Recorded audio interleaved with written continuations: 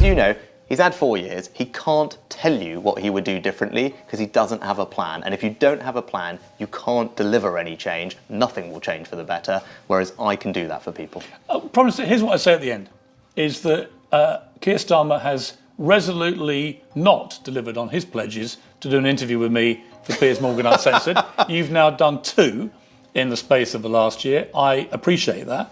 I think you do put yourself up to be held to account more than he does. What you are about to watch will change the way you see British politics forever, because Piers Morgan has allegedly dropped a bombshell on Keir Starmer that has shaken the foundations of Westminster. Morgan, who is no stranger to controversies, has set the political landscape on fire with his latest statement on Britain's Prime Minister. His revelation has sent shockwaves across the country, and many are still trying to come to terms with his shocking revelation. What did he say, you may ask? Watch this video till the end as we take you through the making of a new political scandal in Britain. The politics of envy.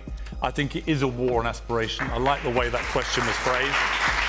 And it shows a total lack of knowledge about the type of people who send their kids to schools like Epsom College. I bet there are a lot of parents here who have scrimped and saved to give their kids the best chance they can in life, as my parents did when I went to a prep school and then I went to comprehensive after that.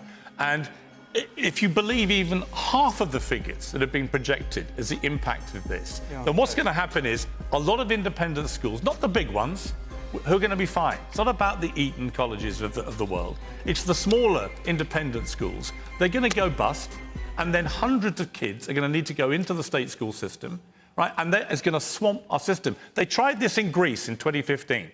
23% VAT they put on independent schools. And exactly what is being feared now happened. Independent schools went under, teachers left or got fired because there was no work, and the state system got... Piers Morgan has a reputation for asking tough questions. His shows often discuss issues that others often stay away from in his shows. When the live segment between him and current Prime Minister Keir Starmer began, many people expected to see fireworks, and the segment didn't disappoint.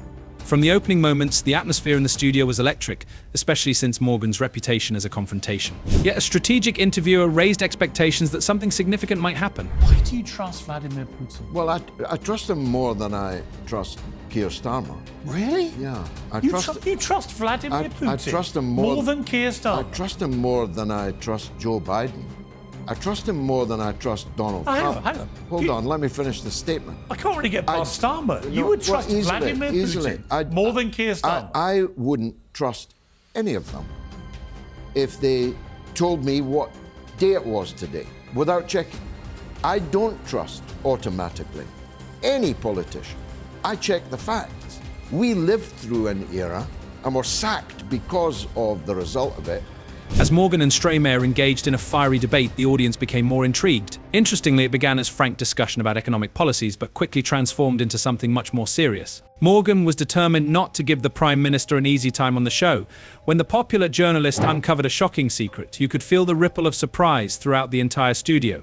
But it wasn't just the people in the studio who were shocked. Social media sparked into life immediately, with many people all over the United Kingdom asking what just happened. That if you're anti-Semitic, you shouldn't be in the Labour Party. And we shouldn't complicate that. If you're anti-Semitic, you should be out. And I think it's very important for the leader of the Labour Party, and this is the way I would do it, to take a personal lead on this and to show that commitment as leader of the Labour Party. So not to say, well, I'm going to put it here, I'm going to put it there. Actually, a line of sight to the top, to the leader of the opposition. So, I would say, look, every Friday or whatever it is, I want to report on my... At first glance, it appeared to resemble a routine interview by Morgan. Starmer appeared calm and collected as he answered questions on the economy, health policies, and the future of the Labour Party. Despite the seemingly routine nature of the discussion, there was an undercurrent tension, hinting that the conversation held more significance than just political analysis. Good evening from London. Welcome to Piers Morgan Uncensored. Sir Keir Starmer may well be the next British Prime Minister. Labour leaders a hearty lead in the polls. After 13 years of Tory rule, with 3 Prime Ministers in one chaotic year recently, his path to power is clear. But he still has to prove he knows what matters to the British people. And today, I believe he made a massive miscalculation. He's reportedly briefed his top team to avoid talking. As the discussion progressed, Starmer appeared to lose more composure, as if he was preparing for something uncomfortable. His premonition became true. Piers Morgan posed a question that appeared simple when you first think about it, yet it was a loaded gun that promised to uncover deeper emotions. On the other hand, Morgan proceeded in his usual dramatic fashion that contradicted Starmer's escalating discomfort. People were left wondering what this secret meant for Starmer's leadership and future as a politician. The Prime Minister has not hidden his desire to improve the economy. However, Morgan's question revealed a secret that will affect how archives his plans. The most difficult problem Starmer faces now is public trust. Days in the library. That's not true, is it? Studying. That's not true. Studying in the library. You told me a whopper about being in the library. Am I right in assuming, from your response, that you have tried drugs, but that you didn't actually like them and didn't want to take them anymore? Piers, we had a good time at university. So that's a yes. After Morgan's shocking revelation and the apparent discomfort the Prime Minister showed, a lot of pressure is coming his way. But it gets even more shocking. The removed journalist asked a straight question about Starmer's possible use of drugs in college. Mr. Morgan asked the 51-year-old, "Have you ever dabbled in anything stronger than alcohol? You did not spend all your time at Leeds University in the library, did you? So a cheeky spliff here and there?" Sir Keir replied, "We worked hard and played hard." When the former director of public prosecutions was pressed for more detail, he said, "Drugs weren't my thing." But the controversial journalist pressed on, wanting to get a yes or no answer. Yeah. You haven't said no. I haven't said no. No denial. We had a good time. We got there. He said, "Given your clear reluctance to give me a straight, simple answer, am I right in assuming from your response that you have tried drugs but that you didn't actually like them and didn't want to take any more? I'm not saying it was your thing, but you did try it. I mean, you're reluctant to just say yes. You haven't said no." The Prime Minister replied in a cryptic way saying, "I haven't said no." But that is nothing compared to what the next thing Morgan did will affect Starmer. Why do Labour hate successful people? We don't hate successful You do. people. That's you want to get rid of all. ridiculous. You want to get rid of all billionaires. You want to No, name and shame them? You want to get rid of all Piers. billionaires. You want to tax This- all rich people heavily. this- Why do you hate successful people? This is ridiculous. We don't hate successful people. We want a fairer society, and I think everybody knows that that means that those that have more should pay more, and that therefore we have a way of making it fairer and more equal. We can provide the services people need. But just let me put this figure back to you, just to sort of try and tip it if I can. 26 billionaires own the same as half the world. Now, it is really difficult for anyone to say, yeah, that's fine, that's a good system, perfectly happy with that. I think most people say, hang on, that just can't be right. He made a scathing response to Prime Minister Keir Starmer over his controversial planned tax increases. Morgan's reaction came after the Prime Minister spoke in an interview with Sky News' Beth Rigby, where he faced criticism for implying that individuals who hold assets don't fit his idea of a working person. During the interview at a Commonwealth summit in Samoa, Starmer declared that he doesn't view people earning income from assets, such as property shares, as working people. He went ahead to explain the sort of working people who go out and work hard and maybe save a bit of money but don't have the wherewithal to write a checky to get out of difficulties. That's who I have in my mind. When asked if someone who works and also has income from assets, like property shares, would count as a working person, Mr. Starmer responded, "They wouldn't come within my definition." And we know the poverty of half the world, that something's gone very wrong with the system. And that's the position I take.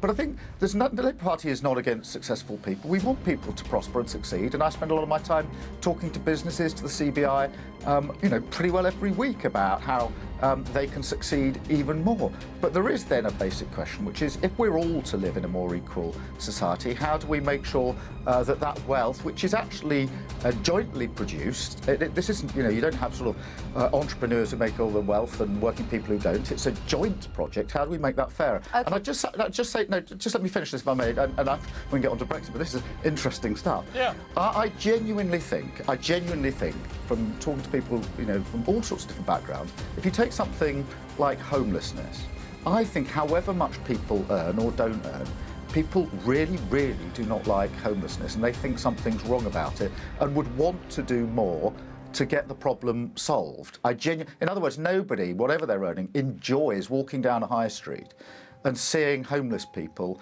in doorways and alleyways. They really don't. No, of course not. Let me ask you a bit. The sort of working people who go out and work hard and maybe save a bit of money, but don't have the wherewithal to write a check to get out of difficulties. That's who I have in my mind, Starmer said. Obviously, this statement didn't agree with Morgan, and he didn't hold back in his response on Twitter, saying, "What? Last time I checked, I'm a working person." The debate about the definition of a working person since Starmer took office as Prime Minister and revealed his new tax plan has generated heated debate in the media. Everyone appears to have an opinion on the matter, but that is not surprising as tax laws have become one of the most controversial topics in Europe, with the only issue slightly above it being immigration. But the biggest issue Morgan raised, which Starmer has to deal with as soon as possible or face possible political scandal, has to do with free speech. It is a prevalent mind virus and arguably one of the biggest threats to modern civilization.